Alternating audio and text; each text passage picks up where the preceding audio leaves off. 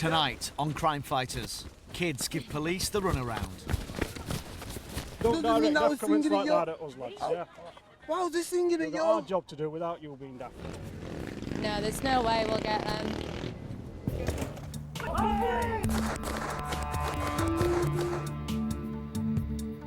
You trying my patience?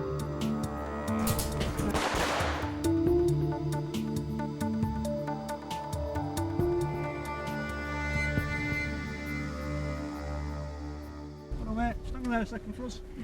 On the Manor Estate in Sheffield, PC's Andy Miller and Nicola Norris have just stopped a 14-year-old riding a scooter illegally. You didn't just buy it now, did you? No, you didn't. You've just said I bought it now. We're not bothered about whether it's finished at the moment. Yeah. But what we're bothered about is about you riding it on the pavement. Oh, it's not started though, pal. Right? It's not started? No. Right, but you're still riding it, aren't you? Technically, you're still classed as riding it. What? What are you planning on doing with it? I want to get my money back for it. You get your money back for it? Yeah. Why? Because it's broken or because No, I've just told you you can't ride it on pavements? I don't want my money back for it. Alright. You're not in trouble this time, but if you do get stopped on it again, No, it's going. it'll get taken off you. Yeah. Alright, and it'll cost you to get it back. It's going now. Right, Only so- one warning, and that's it. And it goes. It's going now, eventually. Yeah. Alright, Swear down. what you'll need to do is wheel it back down there, alright? Because you can't ride it because you need insurance and a driving licence and everything to ride it. Yeah. Off one of these? Yeah, it's classed as a motorbike, it's got an engine on it. Really, shops shouldn't sell them to kids and people No, who buy they them shouldn't then shouldn't, sell them to should kids, no. But No. they do because all they're bothered about is making some money. Yeah. Alright then. Alright, love.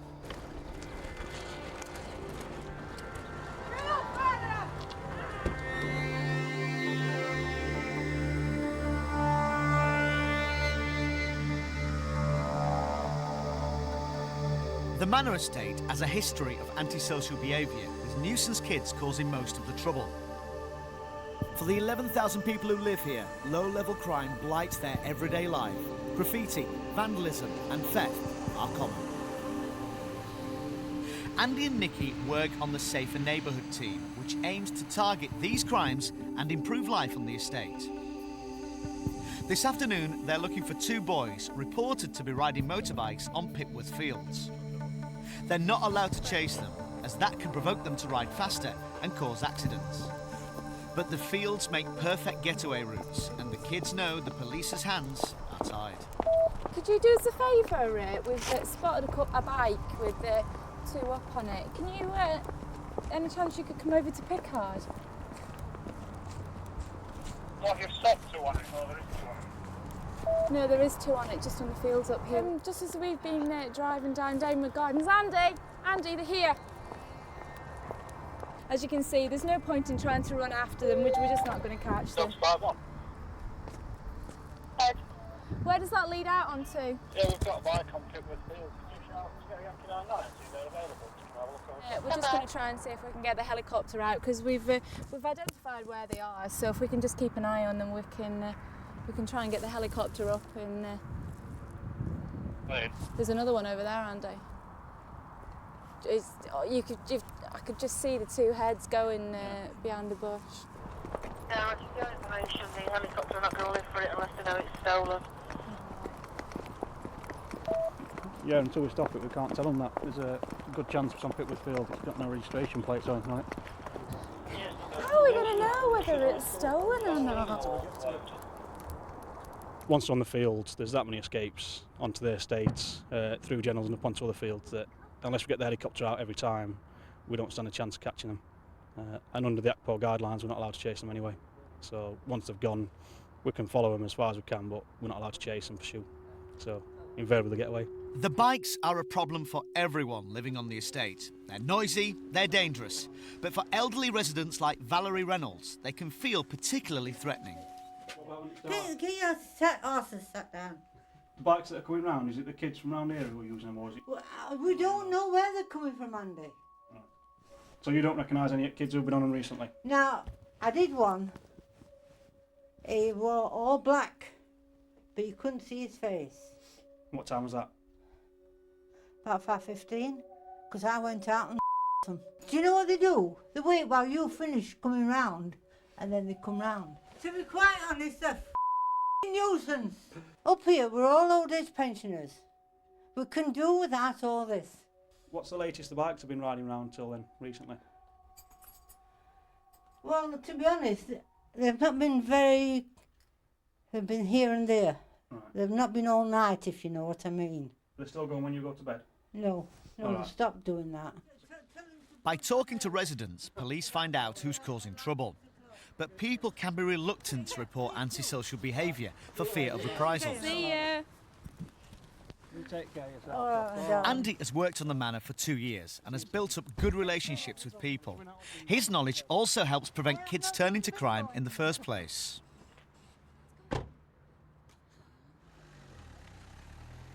It's not just a case for us of going out and locking people up, maybe sending them to prison. It's about re-educating the people who live on the estate.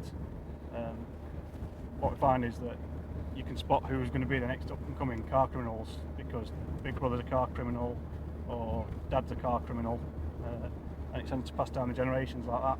That's one of the benefits we've got working for all the time, is that we can actually try and get to know some of the people and try and steer them away from following what is sort of normal fear, and sort of get them away from the peer pressure to get in crime.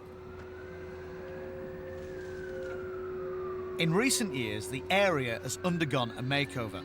Post-war housing has been replaced by new flats and houses.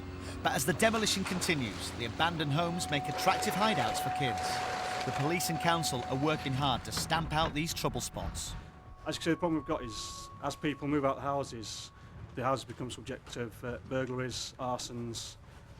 The main pattern seems to be that scrappers come in, take out all the copper piping, the boilers, even the copper wiring from the walls. Next lot come in and take all the tiles off the roofs. Once everything's taken, a lot of the young kids from the estate move on. They start using it somewhere to hide out, somewhere to hang around out of the weather. Eventually fires get started, and the latest craze has been to set the houses on fire. The fire service have been inundated with calls to arsons. Not only is it bad for the area, bad for the house, it's also dangerous for the kids who are coming and setting the fires.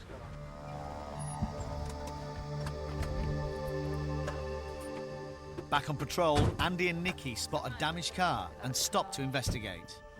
It's typical of the kind of problems on the estate. It's not open, it's closed. Control to 5-1, go ahead. I'll do it. Yeah, Roger, we've just knocked on a couple of doors here. Nobody seems to know whose the vehicle is. Can you just put a marker on PNC that 2 of the tyres are down and the back window to the vehicle has been completely smashed, so it's basically insecure at the moment. Back window's smashed, isn't it? Have you noticed it? No. So we've checked it out in the police computer, and it comes back to an area quite away from here. Nobody seems to know whose the vehicle is, and we've got no registered keeper either. The groups of youths that hang around have probably become aware that the vehicle's been abandoned here, and have probably damaged it because they know it doesn't belong to anybody.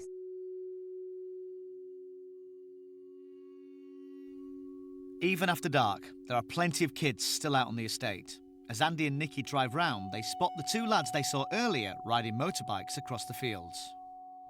That's them 2, the 2 that we chased earlier. No, there's no way we'll get them. While they're unlucky with those 2, they decide to check out another lad on his bike outside the shop. Yeah, let me out. You're riding at the moment? Pardon? You're riding at the moment? I've only been on field, and that's it, just come to the shop. Got your helmet on, haven't you? You don't think we're being suspicious, but the fact there's no lights on it. Oh yeah, suggests yeah, that fair enough. I've been up roads on it though. You've probably got no insurance or anything. No legal look, I've got a key. I bought it over there, my nan bought it. I've just been out field here, I've just come out today, that's it. So I've just been out back at field here for 5 minutes. And I bumped into them, that's it. Truthfully. Have you stopped by the police before? No, never.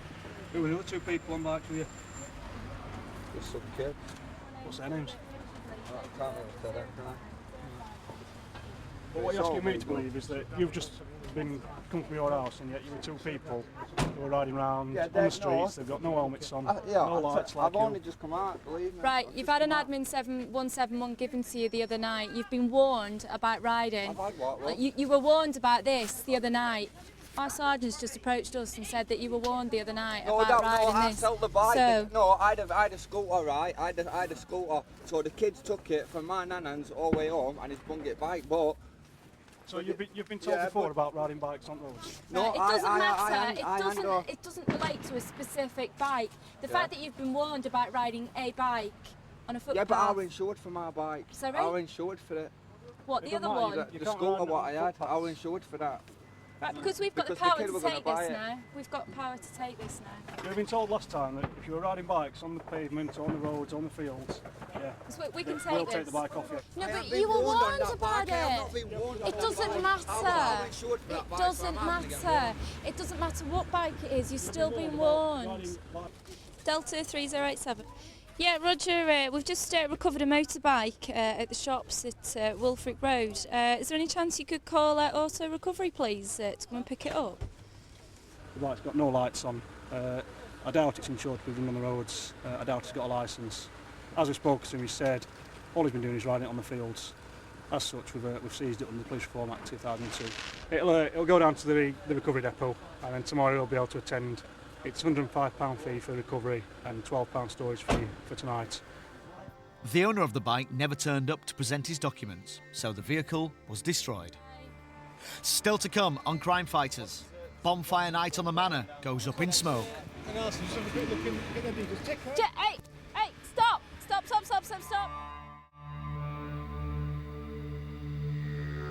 It's the night before Bonfire Night on the Manor Estate in Sheffield, and there are even more kids out than usual. The police are expecting trouble in an area known for antisocial behaviour. PC Andy Miller and Nicola Norris stopped to talk to a large group gathered on the street.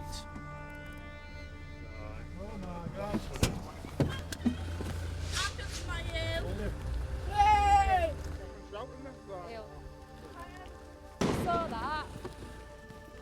After seeing someone throw a firework, they give chase.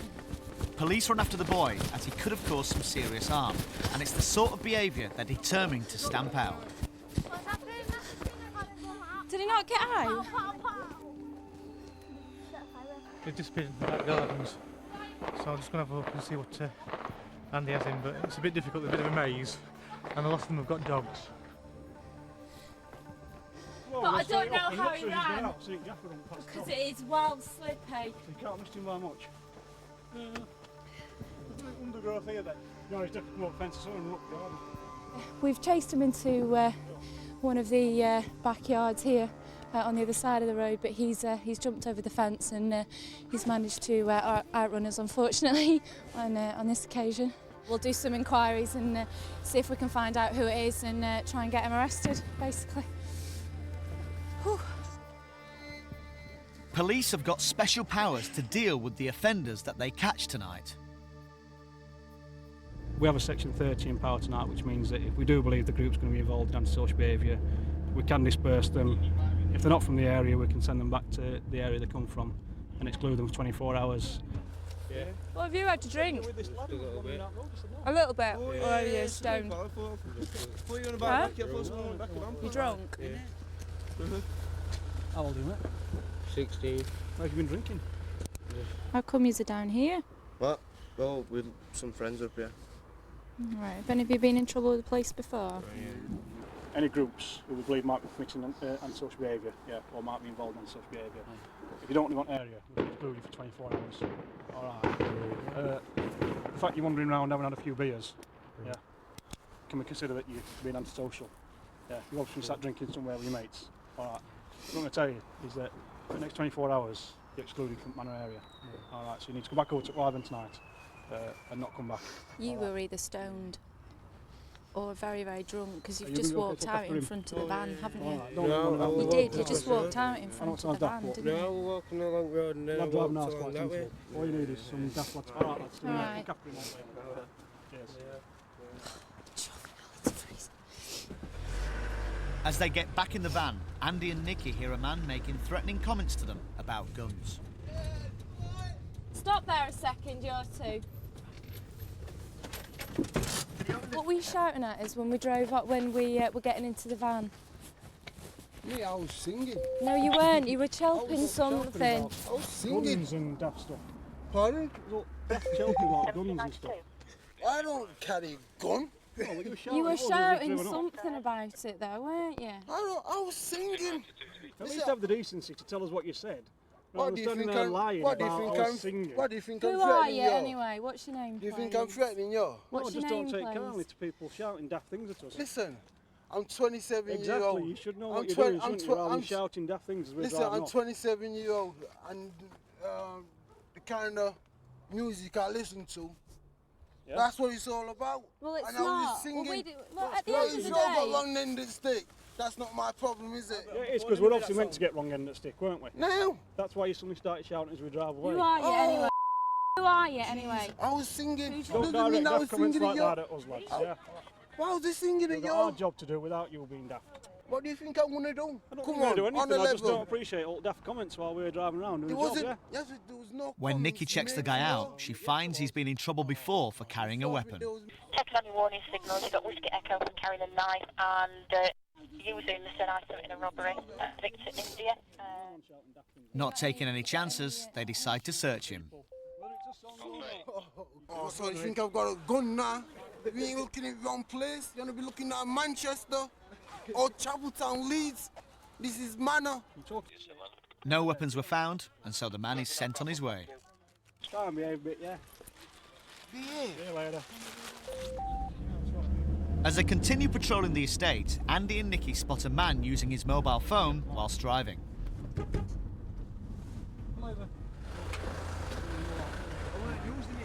I only had it in my hand. We've been watching you as you've come round. Yeah, but then you'll be able to Flame see that I didn't have it. I didn't have it to me ear hole. No, but you were texting on it. I went, look, I was just trying to. Look. At the end of the day, I know, you weren't talking on it, but you were using it. I know. Your concentration was taken away from the road, wasn't it? Have you got any documents with you for the vehicle? Uh, Driving licence, MOT or insurance? I've got my driving licence. Yeah, that's all got that. Okay. Thank you. Just give me 2 seconds, I'll finish writing this off and I'll explain it all to you. No worries. No, basically, you've a non-endorsable fixed penalty for using a mobile telephone while driving, okay? Do you want to just come and sit in the van for a sec and we'll give you a producer? As we've come around the corner, we've seen him, he's using his mobile phone. He wasn't actually talking on it, but he's obviously either texting or flicking through his phone book. So we've stopped him, spoke to him about that, and issued a non-endorsable fixed penalty, which is basically a £30 fine. He has the option to either pay it or challenge it and go to court. He's got his driving licence with him, but he's got no insurance documents or MOT certificate with him. So Nick is issuing him a producer, which is basically a form to say you need to take your insurance certificate and MOT down to a police station within 7 days. How many phones have you got? 2. Why? Is that for your girlfriend and one for your wife? One for business, one like work. All right. I should be so lucky. Just get. Things could be about to get worse for the man when Nikki thinks she smells alcohol on his breath. You been drinking? No. We got a breath kit. Right, have you done this before? I just breathe until you tell me to stop or something. Yeah. All right, so big deep breath, yeah. Keep going, keep going, keep going. That's it. That red light at the moment means that we're just waiting for it to to analyse the breath that's gone into the machine. Usually takes just a couple of seconds. Comes back saying bad. No, you're fine, mate. Thank you very much. Okay. See ya. See you later.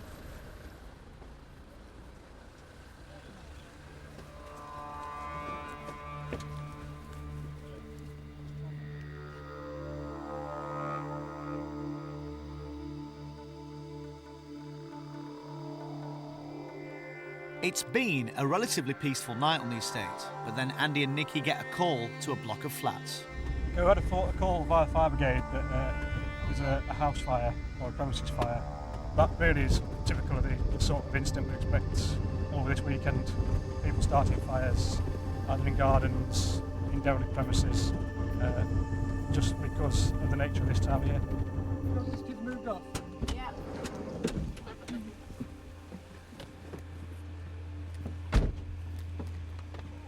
When they get there, they learn that there are actually 2 derelict flats alight.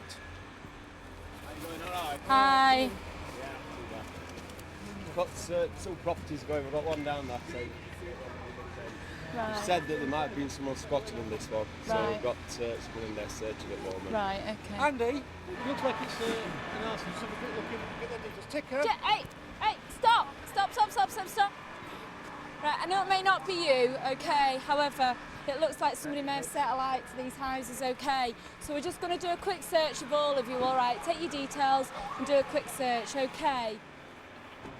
Over the last 2 years, there's been an arson on the estate every other week, and police know from experience that kids are often to blame, so they search the group for any evidence.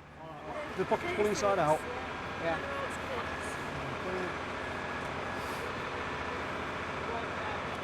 I ain't got no...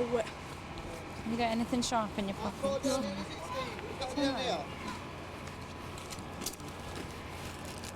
you got anything in your pocket you shouldn't have?